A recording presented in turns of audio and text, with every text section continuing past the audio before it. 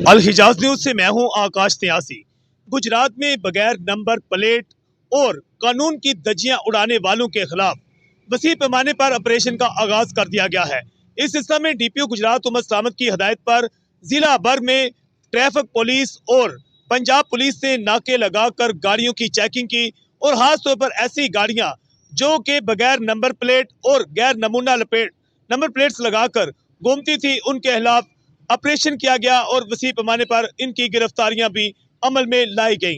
इस हिस्सा में एक कार्रवाई करते हुए थाना ए डिवीजन के इलाका डक्की चौक में जब राशिद बशीर ट्रैफिक एहलकार ने एक कार सवार को रोका तो उसने रुकने की बजाय पुलिस के साथ मज़ाहमत शुरू कर दी और मज़ाहमत करते हुए कहा कि तुम मुझे जानते नहीं हो, अगर मुझे रोका या मेरा चालान किया तो मैं तुम लोगों की वर्दियां उतरवा दूंगा। इसके बाद पुलिस की मजीद नफरी तलब की गई।